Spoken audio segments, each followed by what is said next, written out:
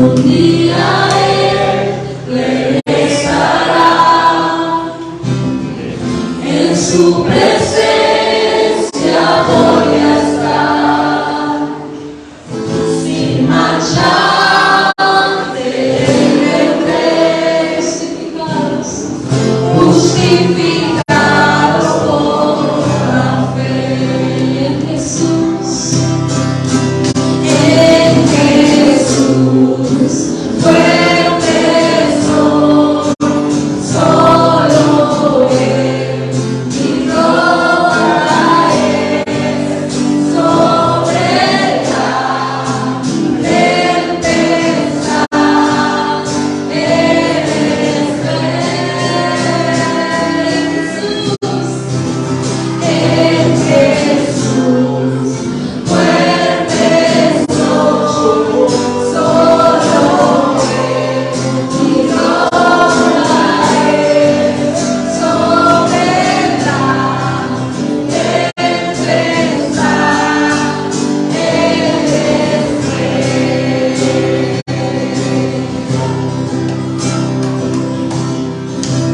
Nuestro Rey, Señor, te damos un fuerte aplauso a ti,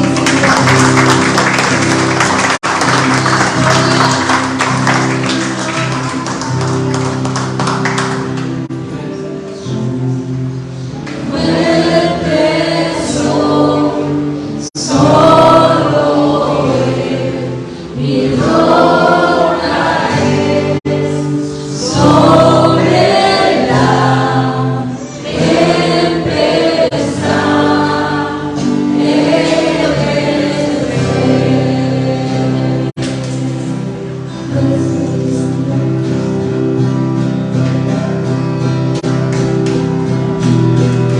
glorioso Señor, que desde toda la cruz dejaste una tumba vacía, Señor. Por tu nombre hoy, por tu gracia, somos salvos.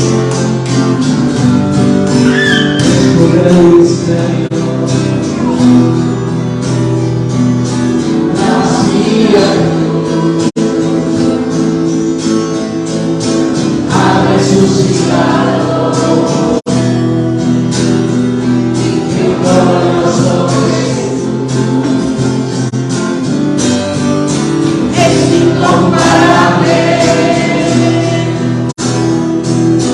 fuerte Salvador,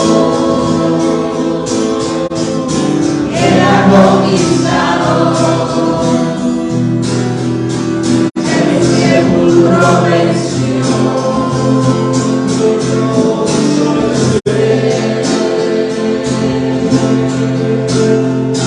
Mis ojos han visto la gloria de Jesús. Glorioso es Él, reina sobre toda autoridad. El Dios viviente, la tumba abierta, ahora cubierta, en mi corazón, nadie se asemeja a su dignidad. El mundo entero espera, pues Él regresará. Glorioso es Él. Tus ojos han visto la gloria de Jesús. Glorioso es Él.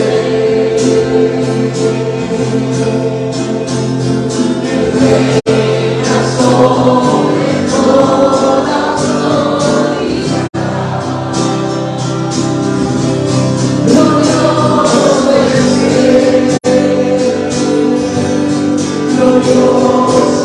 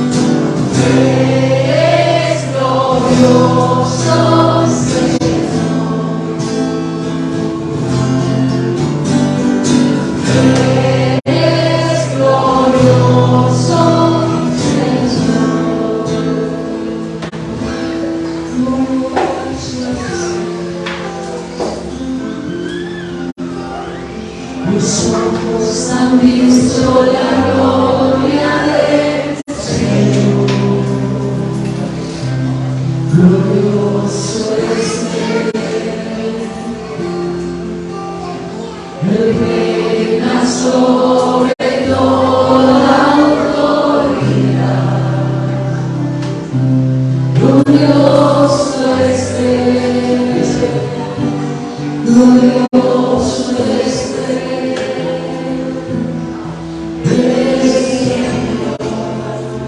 glorioso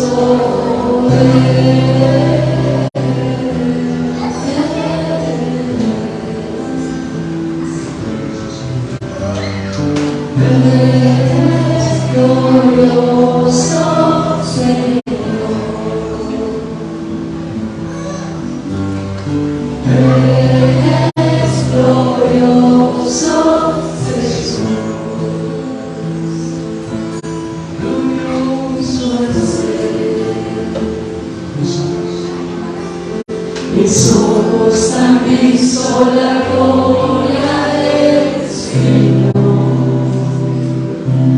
Glorioso es Él, Él reina sobre toda autoridad. Glorioso es Él, glorioso es Él.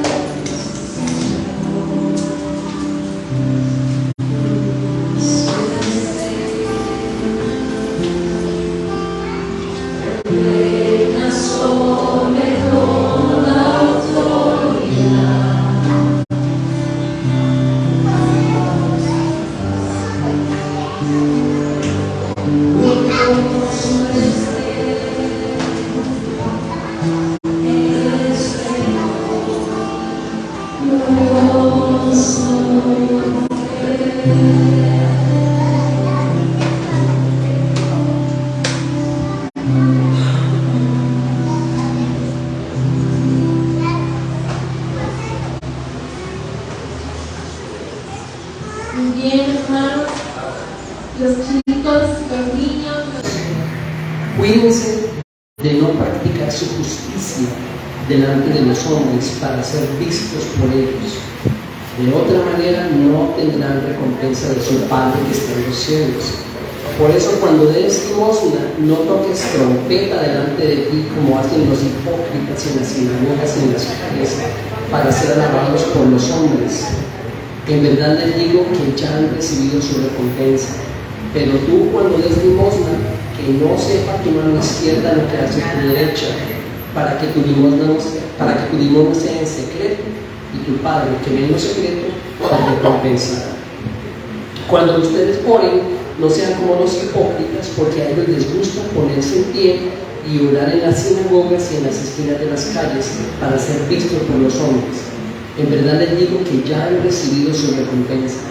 Pero tú cuando ores, entra a tu aposento, y cuando hayas cerrado la puerta, ora a tu Padre que está en secreto, y tu Padre que ve en lo secreto te recompensará. Y al orar, no usen ustedes repeticiones sin sentido como los gentiles, porque ellos imaginan que serán oídos por su palabrería. Por tanto, no se hagan semejantes a ellos, porque su Padre sabe lo que ustedes necesitan antes que ustedes lo pidan. Ustedes pues oren de esta manera: Padre nuestro que estás en los cielos, santificado sea tu nombre, venga tu reino, hágase tu voluntad, así en la tierra como en el cielo. Danos hoy el pan nuestro de cada día y perdónanos nuestras deudas, como también nosotros hemos perdonado a nuestros deudores. Y no nos dejes caer en tentación, sino líbranos del mal, porque tuyo es el reino y el poder y la gloria para siempre. Amén. Porque si ustedes perdonan a los hombres sus transgresiones, también su Padre Celestial les perdonará a ustedes. Pero si no perdonan a los hombres, tampoco su Padre les perdonará a ustedes sus transgresiones. Y cuando ayunen, no pongan cara triste como los hipócritas, porque ellos desfiguran sus rostros para mostrar a los hombres. En verdad les digo que ya han recibido. Pero tú, cuando ayunas, cubre tu cabeza y lava tu rostro, para no hacer ver a los hombres que ayunas, sino a tu Padre que está en lo secreto. Y tu Padre que ve en lo secreto te recompensará. Oremos. Señor, gracias por esta porción de las Escrituras. Mateo 6, el Sermón del Monte. Háblanos hoy.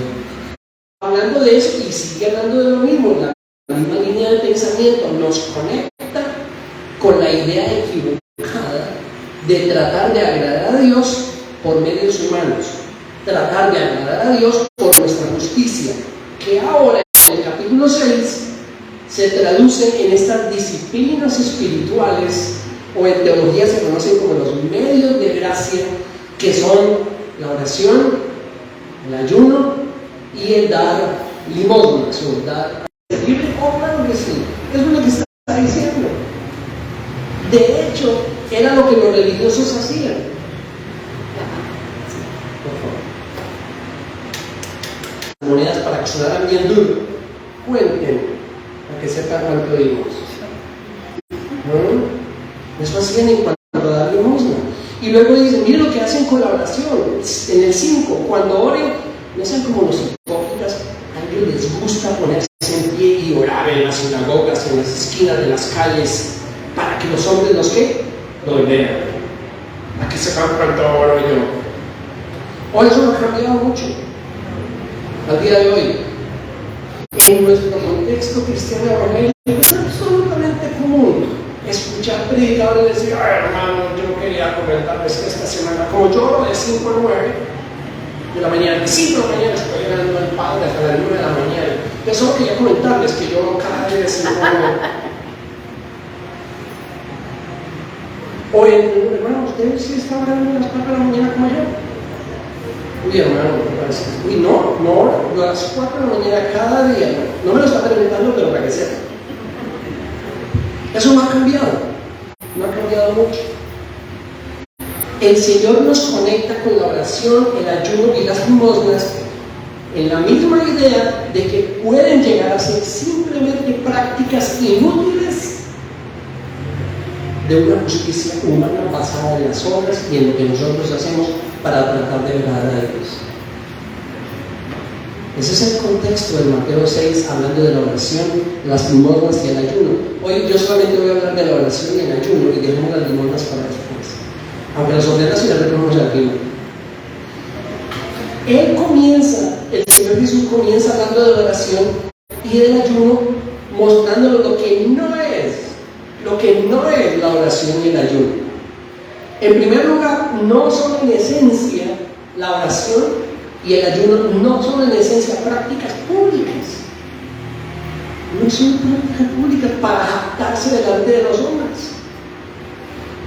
Oye, hermano, pero ¿cómo así? Entonces, las reuniones públicas de oración, sí, nosotros nos reunimos y cantamos juntos y oramos juntos, pero en esencia la oración no es una práctica pública, es una práctica privada. Es una conversación personal, privada, no pública. Mucho menos para que otros vean la forma en que nosotros oramos. No son prácticas públicas para jactarse delante de los hombres, como lo dice el 5. No sean como los hipócritas que les gusta ponerse en pie, orar en las sinagogas y en las calles para ser vistos por los hombres. Y más adelante, respecto al ayuno en el 16, dice: cuando ayunen, no pongan cara triste como los hipócritas, porque ellos desfiguran sus rostros para mostrar a los hombres que están ayunando. Entonces, en cuanto al ayuno, ¿qué hacían? Salían todos despelucados, demacrados, ojerosos, para que los demás, ¿qué le pasa? ¿Está ayunando? ¡Ay, sí! Gracias por preguntar. Estoy en ayuno. Yo tanto tiempo en ayuno. ¡Ah! ¡Qué bien! ¡Qué buen religioso es! ¡Oh, gracias! Gracias. Por eso salí espelucado, vuelto a nada, para que vieran. Eso sí. Y es lo que Jesús está diciendo. ¡Oh, no vayan ustedes a hacer eso! La oración es una práctica pública, en esencia es una práctica personal, privada. Lo primero. Versículo 7. Y al orar, no usen ustedes repeticiones sin sentido, como los gentiles, porque ellos se imaginan que serán oídos por su palabrería. Por su palabrería. La oración es un tema bastante complejo y extenso. Hoy solamente vamos a mirar algunas cosas en este contexto de Mateo 6. Una de ellas, la oración no es en esencia una práctica pública para que los demás nos vean, es una práctica privada.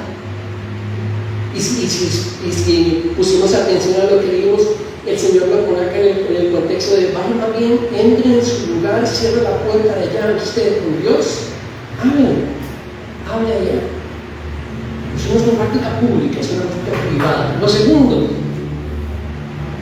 la oración no es una práctica rutinaria y vacía. Entonces no usen varias repeticiones, no.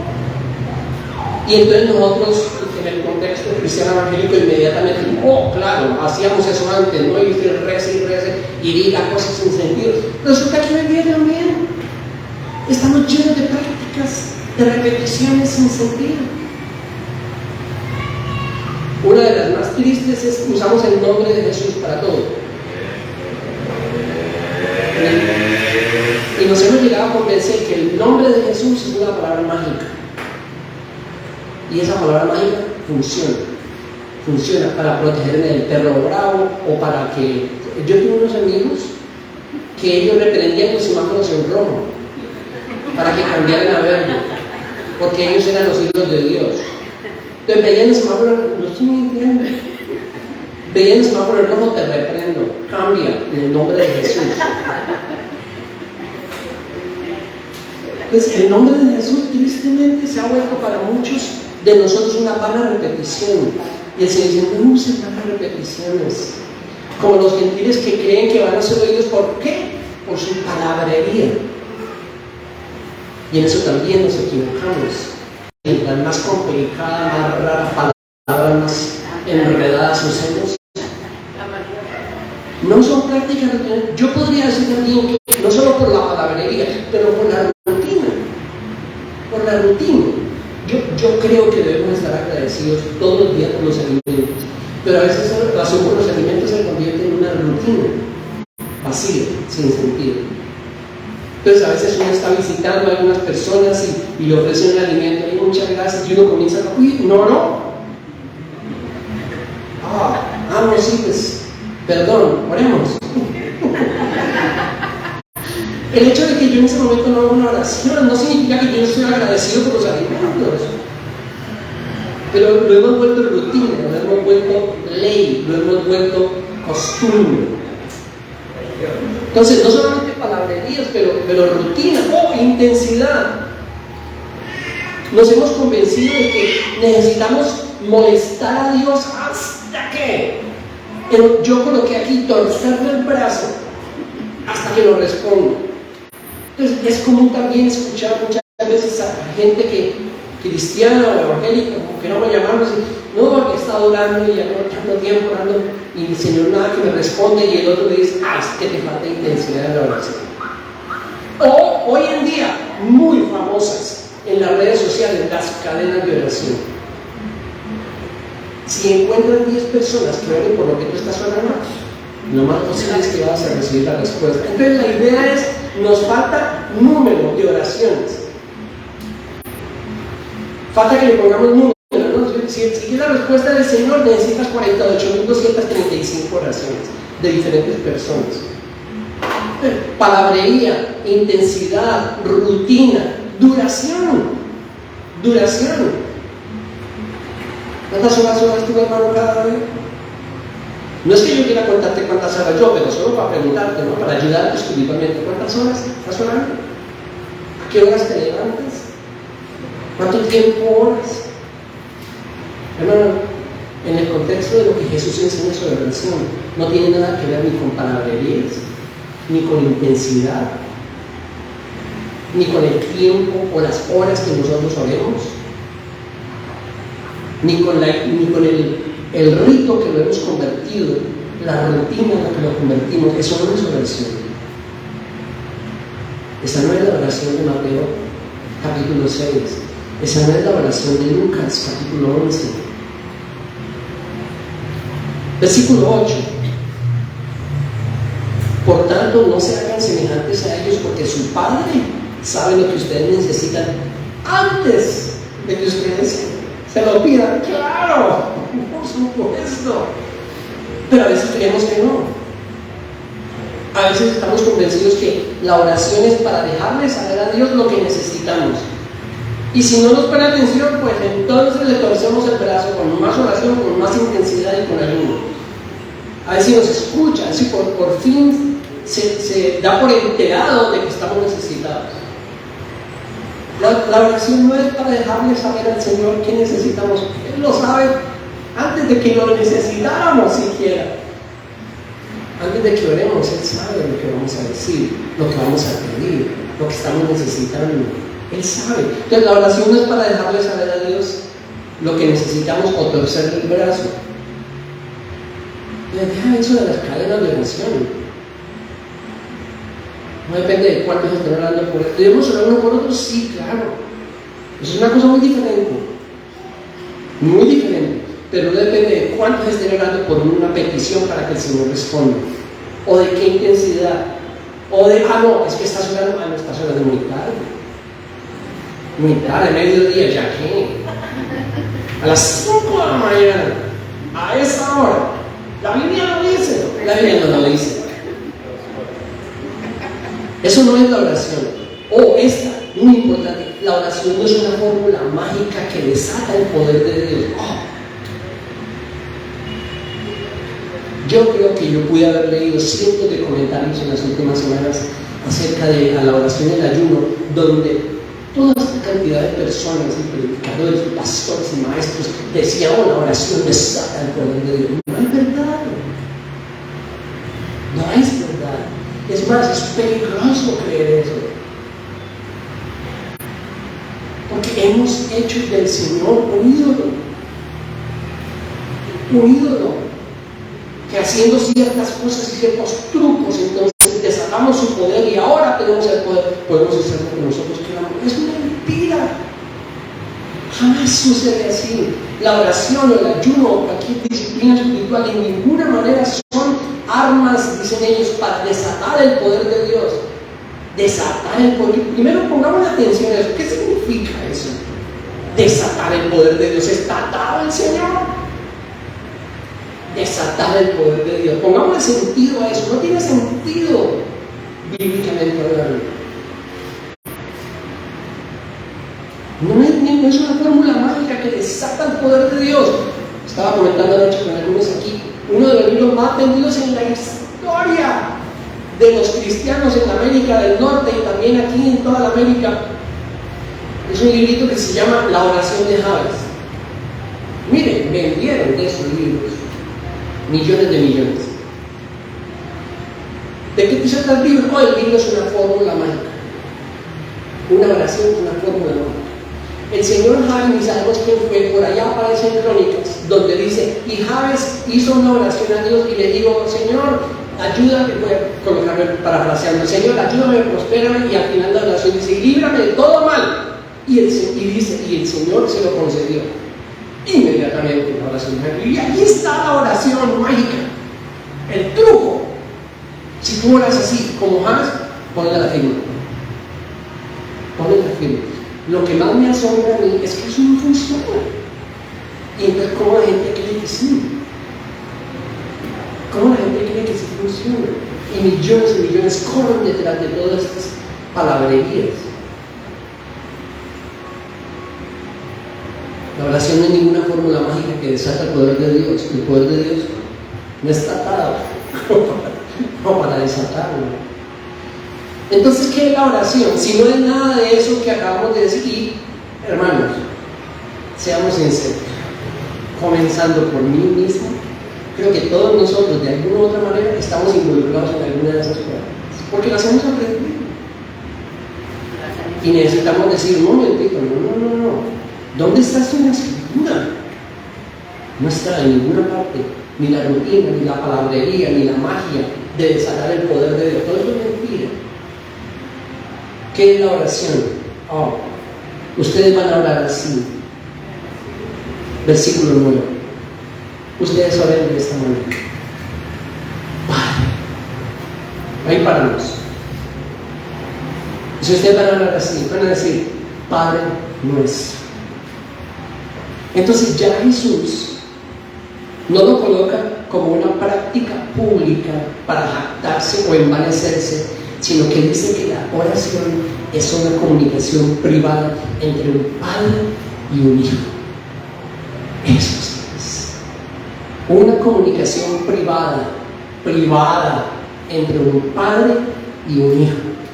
Esta no fue la única ocasión donde el Señor Jesús enseñó sobre la oración, enseñó en otros lugares. Enseñó, por ejemplo, en Lucas, enseñó también en Juan, pero uno de los textos paralelos de Mateo 6 está en Lucas 11.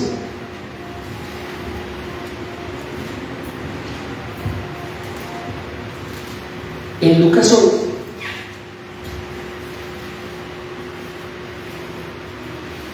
no vamos a leer toda la porción, si ustedes quieren pueden leerla en casa, pero él está enseñando sobre la oración. Es el pasaje paralelo de la oración que nosotros hemos llamado a veces el Padre Nuestro. Pero cuando él está enseñando sobre la oración en Lucas, miren lo que dice en el versículo 11 del capítulo 11. O supongan que a uno de ustedes que es padre, su hijo le pide pan. Ahí está otra vez, padre e hijo. Supongan que a uno de ustedes que es padre, su hijo le pide pan. ¿Qué le va a dar? ¿Si le una piedra? ¿Le dará una piedra? ¿O si le pide un pescado, le dará una serpiente? ¿O si le pide un huevo, acaso le dará un escorpión? Pues si ustedes, siendo malos, saben dar buenas dádivas a sus hijos, ¿cuánto más su Padre Celestial dará el Espíritu Santo a los que lo piden? Una vez más está diciendo, la oración es una conversación privada entre un padre y un hijo. Ahora, aunque hay muchas aplicaciones que nosotros podemos hacer a nivel humano de nosotros como padres, muchas, por supuesto no todas, no hay padre como él. Nosotros somos malos. Este Padre nuestro es perfecto, perfectamente bueno, perfectamente sano. De ese Padre estamos hablando. Así que la oración, escuchen esto, la oración está basada no en una práctica. La oración está basada no en una práctica, sino en un parentesco. Eso sí, en un parentesco. ¿Cuál es ese parentesco? Él es mi Padre. Entonces podríamos decir que la oración es para todo el mundo. No. ¿Pueden orar aquellos que no son hijos de Dios? No. La Biblia dice que es para los hijos. En la Biblia tenemos ocasiones donde Dios escuchó a naciones enteras, o a pueblos enteros como en el Antiguo Testamento. Sí, Dios los puede escuchar, eso no es oración. La oración es para los hijos. Para aquellos que según Juan capítulo 1 versículo 12, Él, y solo Él, les dio el derecho, la potestad de llegar a ser llamados hijos de Dios. ¿Todo por qué? Por creer en Él.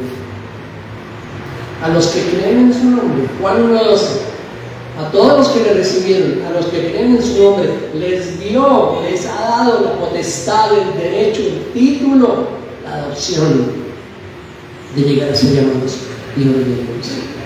Ahora, todos los que tenemos padres aquí, recordemos, tratemos de recordar cuando éramos niños, muchachos. Sí, yo sé, no todos tuvieron buenos padres. es la realidad de la vida. Pero supongamos que todos tuvimos buenos padres por un momento y entonces, ¿cómo fue nuestra conversación con ellos? ¿Todos teníamos la misma forma de comunicarnos con él? No. Yo no creo que ninguno aquí, hablando de una buena relación y comunicación con sus padres, yo solamente me comunicaba con mi padre cada día a las 5 de la mañana. ¿Sí? ¿Alguien se comunica con sus padres a las 5 de la mañana? No, esa es la única forma en que... No. La comunicación con nuestro padre o mamá dependía de una rutina, de una práctica. Nos alistábamos para poder hablar con mi mamá y papá. Nos vestíamos de alguna manera. Usábamos ciertas palabras escondidas, complicadas, para hablar con ellos. No. ¿Por qué? Porque era mi papá. Porque era mi mamá. Yo no tenía ningún tipo de rutina, ni de enredo, ni de ley, ni de liturgia para hablar con mi papá. Era mi papá. Y el Señor Jesús dice: ustedes van a hablar así. Primero, porque es el fundamento de todo lo que va a decir de aquí en adelante, que para estudiarlo todo necesitaríamos como 3 meses. El Padre Nuestro. Ustedes van a hablar así: Padre, porque la oración no está basada en una práctica, está basada en una relación de Padre a Hijo. Por eso la oración no es para todos, es solamente para los hijos de Dios. Está basada en un parentesco. Es una conversación entre padre e hijo. Y en esas conversaciones entre padre e hijo normales, sanas, el padre habla con su hijo y lo escucha y lo ama y le pone atención, pero eso no significa que el hijo le dice al padre lo que tiene que hacer. ¿Cierto que no? Espero que no. Aunque hoy en día se ven tantas cosas.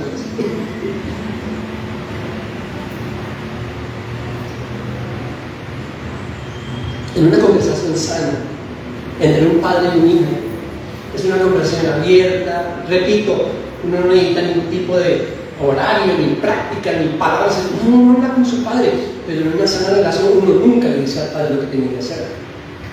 El padre le dice al hijo lo que tiene que hacer. ¿De dónde sacamos nosotros entonces que en la oración nosotros le decimos a Dios lo que tiene que hacer? Y de ahí vienen todas esas prácticas horribles que enseñan miles y miles de supuestas comunidades evangélicas. Declare, empolle, envisione, como si fuera una gallina, empolle. Declare, decrete, confiese, decrete, empolle. ¿A quién? ¿De quién estamos hablando? Nosotros somos los hijos. Él es el padre. En una conversación sana entre un padre y un hijo nunca le dice al padre lo que tiene que hacer, mucho menos con el Señor. Él es un padre amoroso, como ninguno, pero nosotros debemos hacer lo que tiene que hacer. Él sabe muy bien lo que tiene que hacer. En la oración jamás se nos ocurra, jamás, ni de palabra o de intención, tratar de decirle a Dios lo que tiene que hacer. No es que tú tienes que hacer eso, y si no lo haces, te multiplico la oración, y si no lo haces, entonces pues me meto a las redes sociales y me consigo 1000 intercesores. Y el padre está como, hijo, tú no me vas a decir lo que yo tengo que hacer. Yo soy el padre. Yo te digo lo que tienes que hacer. El padre sabe y decide lo que le conviene al hijo y no al revés. Pero yo me acuerdo, yo no sé ustedes, yo sí me acuerdo muchas ocasiones donde de muchacho, de niño, yo estuve convencido que mi papá estaba equivocado. Yo tenía la razón. ¿Y cómo es que el viejo no entiende? Y siento que uno crece y uno madura y se vuelve padre y uno dice: ¿cómo puede ser tan tonto? Tan tonto. Estar convencido de que mi papá está equivocado, yo tenía la razón. Cuando él decía: no, yo no creo que eso sea bueno para ti. ¿Tú qué sabes, papá? Así somos nosotros en la oración. Tú no sabes lo que me conviene. Tú no sabes lo que me conviene. Yo sí sé lo que me conviene y por eso te estoy pidiendo esto y estoy esperando que me respondas conforme a mi voluntad. ¿Sí? ¿Esa es la oración? El Padre sabe si hay alguien. Y aquí es donde está la gran diferencia. Para mí. Si realmente Él es nuestro Padre. Si hay alguien en quien podemos confiar. De que sabe lo que nos conviene y nos va a dar lo que nos conviene. Es Él. ¿Quién más? ¿Quién más? Sino Él. Mi corazón se quiebra por tanta gente en el mundo necesitada, enfrentando enfermedad, diagnóstico terminal con la enfermedad de sus hijos, enfermedades incurables. Estamos viendo un programa sobre enfermedades genéticas de los chicos.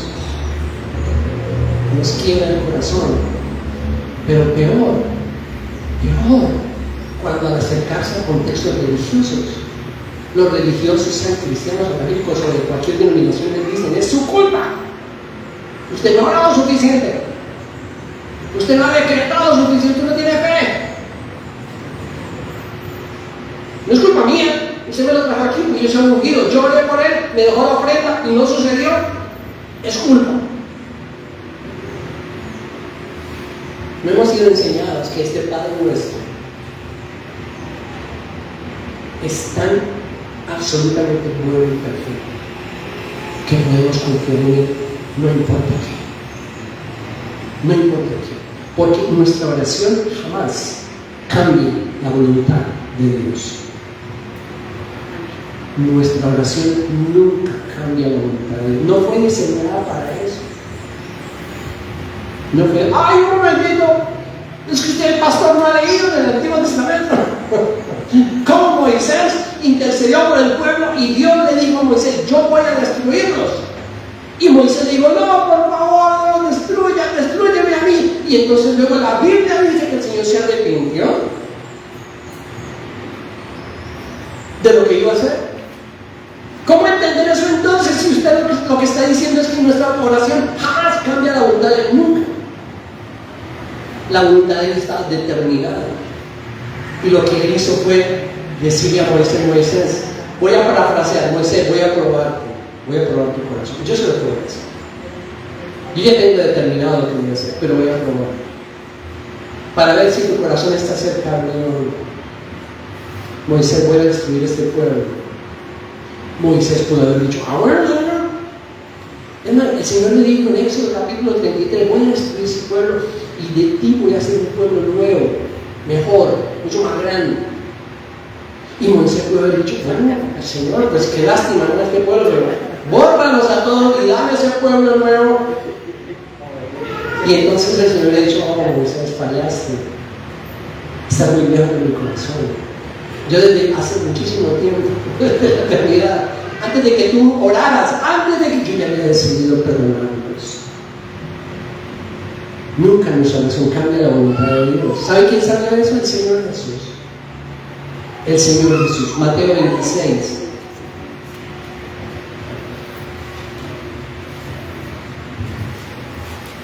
Ay, Señor, ya estoy 4 minutos pasado. Mateo 26. ¿Tienen hambre, hermanos? Okay. Mateo 26, versículo 39. Oh, esto es maravilloso. Mateo 26, 39. Y adelantándose un poco, cayó sobre su rostro, orando y diciendo: Padre mío. Oh, me encanta cómo comienza. Él está practicando lo que nos enseñó, ¿cierto? Ustedes van a orar así: Padre. Y aquí cómo comienza: Padre mío. Padre mío, llegó el momento, y eso está muy complicado, porque yo sé lo que viene. Yo sé lo que viene. Yo sé la humillación, las torturas y los golpes, el dolor indescriptible que voy a sentir. Padre mío, si es posible que pase de mí esta copa, pero no sea como yo quiero, sino como tú quieres. Como tú quieres. Así que ¿cómo debemos orar en cualquier situación? En cualquier situación. Señor, si mi hijo está enfermo, si Connie está enfermo, ¿cómo voy a orar yo? Por supuesto que yo, Señor, sana, por favor. Pero Señor, haz lo que tú quieras, haz lo que tú tengas decidido. Sana la hora, sana la mañana, no la sanes, haz tu voluntad, haz lo que tú quieras. Y aprendemos a deleitarnos en la perfecta voluntad de Dios. Y luego no habría tantos cristianos supuestamente amargados y enojados con Dios porque Dios no hizo lo que ellos debían que hiciera. Nuestro Padre es un Padre bueno, y podemos confiar en Él. Y podemos orar todo el tiempo como Jesús. Señor, yo te pido esto, pero si no es lo que tú quieres, no se haga, que sea como tú quieras. Y la oración fue hecha para eso, para alinearnos con Él. Bien, ¿me dan otros 5 minutos? El ayuno. Es muy posible que tú vayas a escuchar ahora lo que no has escuchado en toda la vida de Cristo. En el contexto de Mateo 6, como leímos, volvamos a Mateo 6. En el contexto de Mateo 6, el ayuno es una práctica personal y privada. Amén. Personal y privada. Una vez más, todo el tiempo nos está escuchando, hermano, ¿ustedes están en ayuno? No, hermano, ¿por qué? No, solo para yo. Sí, yo sí, 3 veces. Y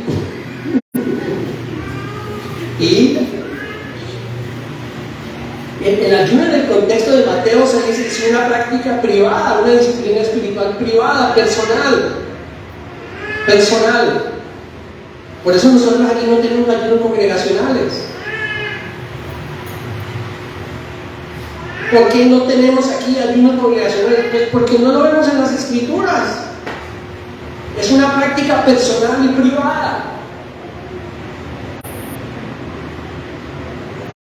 En el 6,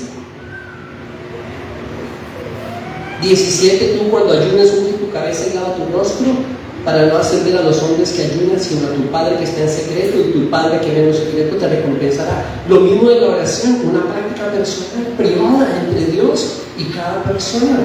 Ahora, el ayuno era una disciplina, una práctica cultural.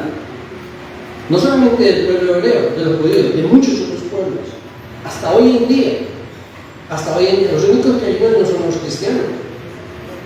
No, ayunan los musulmanes y los hindúes y los budistas, y es gente sí que ayuna.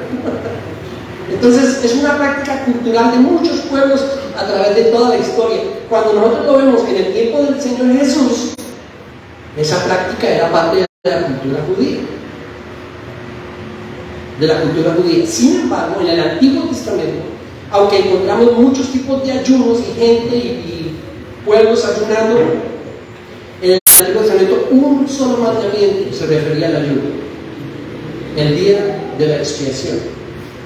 Era el único día donde la ley de Moisés, dada por Dios, decía que el pueblo ayunara. Un solo mandamiento, una sola ocasión, una vez al año. Levítico capítulo 19, eso es el día de la expiación. Una sola vez en la ley de Moisés. Era solo requerido una vez al año. En Isaías 58, y los invito a que lo vean esta semana, pasa algo muy interesante. En Isaías 58, el pueblo viene y le dice a Dios: nosotros hemos ayunado y tú es como si no hubiéramos ayunado. ¿Por qué no nos respondes y no haces lo que nosotros queremos y cuando ayunamos? Y el Señor les dice: no es más bien el ayuno que yo prefiero, que ustedes dejen de oprimir a sus siervos, que ustedes dejen de oprimir a su prójimo, que ustedes dejen de ser injustos, que le den de comer al hambriento, que ayuden al necesitado. Ese es el ayuno que yo prefiero. y no que anden llenos de injusticias y de pecados y de maldades y vengan a decirme que dejaron de comer y por cuanto dejaron de comer yo tengo que responderles. Lean Isaías 58 esta semana, porque Dios pone de manifiesto un ayuno muy diferente al que ellos estaban acostumbrados.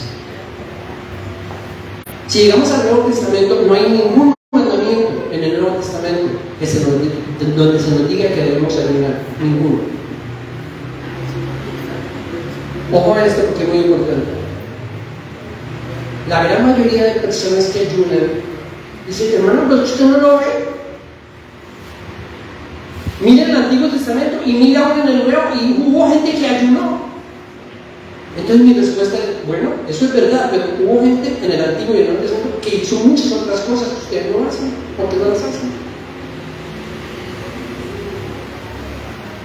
Por ejemplo, en el Antiguo Testamento ayunaban como una práctica cultural, sí, pero también no comían animales que el Señor prohibía. Entonces no comían conejo, no comían cerdo. Y ahí sí la cosa se pone complicada. Se come, está prohibido el tocino para los cristianos. Escuchen, aquí está el punto. Si nosotros encontramos historias en la Biblia de cosas que sucedieron, no significa que nosotros tengamos que hacer lo mismo. Solo encontramos mandamientos claramente establecidos de lo que nosotros en el Nuevo Testamento debemos vivir, ahí sí. Porque tenemos un fundamento. Entonces, no por encontrar nosotros en el Antiguo Testamento y en el Nuevo Testamento gente que ayunó, porque hay, claro, ayunos hubo en el Antiguo Testamento y en el Nuevo también. Hechos capítulo 13, por ejemplo, dice que los de Antioquía, la iglesia en Antioquía, estaban orando y ayunando y el Espíritu Santo vino y tocó a Pablo y a Bernabé. Ese es un ejemplo de muchos otros que encontramos. Pero mandamiento para nosotros como tal en el Nuevo Testamento que debemos ayunar, no hay. No hay un mandamiento. ¿Que debemos orar? Sí, muchas veces. Orar sin cesar, Pablo.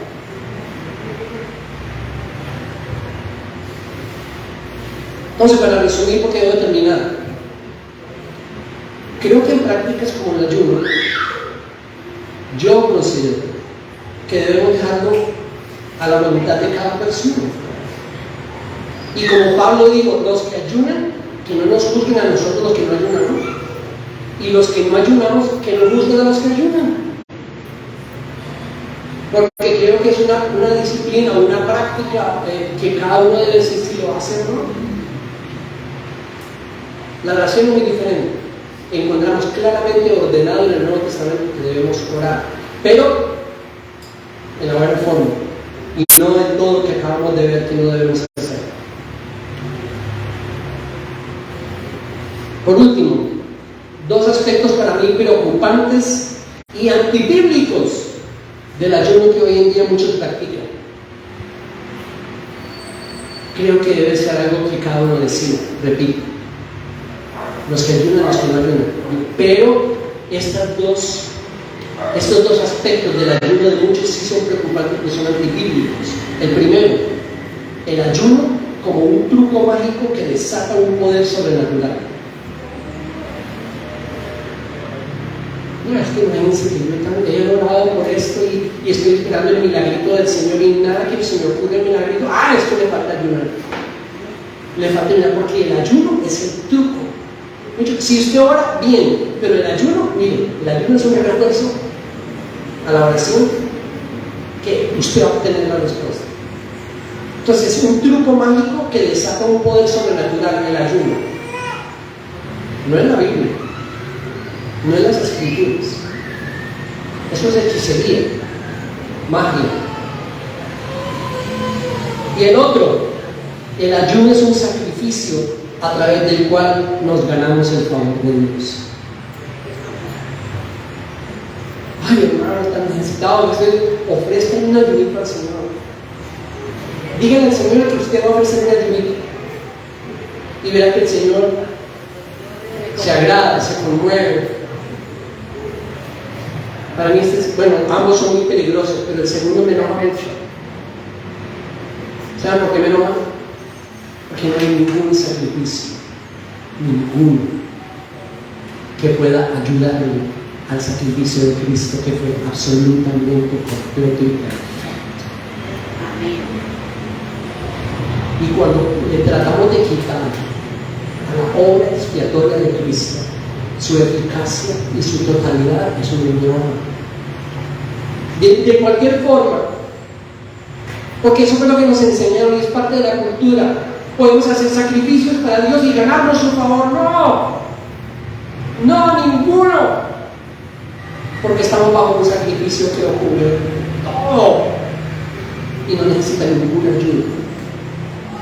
Entonces, si cualquiera de nosotros aquí o ustedes aquí deciden ayudar, ayuden, pero jamás piensen que el ayuno es un truco mágico que va a soltar un poder sobrenatural. Eso no es bíblico. Y lo segundo, jamás piensen que el ayuno es un sacrificio que pueden presentar a Dios para agradarle, no al otro sacrificio que es de Cristo.